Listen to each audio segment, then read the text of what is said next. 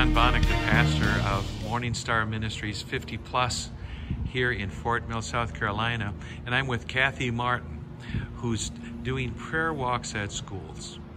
And Kathy, I want you to tell us what you do and some of the results. How is that going so far?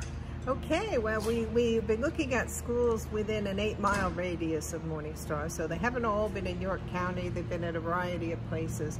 I think we've covered about 19 schools now, and on a Friday night we either we go out in 1 or 2 cars depending on how many of us there are. There are about 9 people that do this regularly. Some days maybe only 4 can come, and some days more.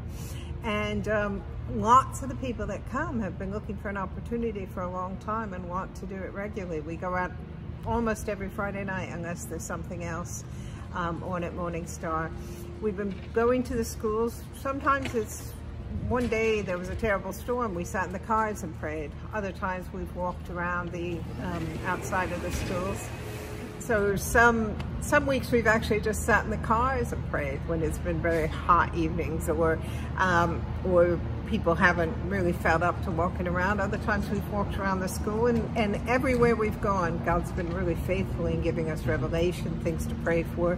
Oh, so when you're there, you even sense what the Father wants you to pray for. Yeah, we go with, and some people more than others, everybody's different. Some people, we always are praying about violence and about shooting and bullying, and we're always praying for the kids and the Christian teachers, but God gives us in each place specific revelation about how to pray. Yeah. And you're not there during the day with the students, you're there after, isn't that right? We're there in the evening. I went to the children that meet here on a Sunday and asked them what they, told them we were praying at their schools, asked them what schools they went to, because I wanted to talk to them more about their individual schools. And one of the little boys, about 6, said to me, "So do you go to school without permission?" And I said, "Well, we don't go when anybody's there, and we kind of stand in front of it." And I said, you know, it's sometimes hard to go through all the permission and stuff to get there. And he was like, "So you're a secret agent?" And I said, "No, not really." And he said, "Well, if you were a secret agent, you'd be the oldest secret agent ever." So I was not too encouraged by that. But we've had one evening, and we've often had different people get the same revelation. One evening, somebody prayed, and they prayed that the school would be hidden from enemy attacks. And at the same time she was praying, I'd had a vision of angels over the school, horizontal with their wings covering the school. And we thought that was really interesting because we hadn't prayed that way about any other school.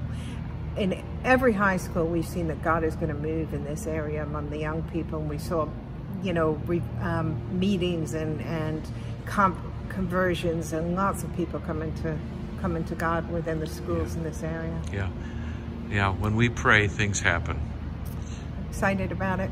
One of the people who prays regularly got a word from God. He's really looking for an opportunity to go to the schools, and he said, "God, please open a door for me." And God said, "You have to plow first." Good. And we just see this as plowing into changing the atmosphere in the schools. And it's what we get to do at our age. Yep. Come on. Thank you, Kathy. Thank you, John.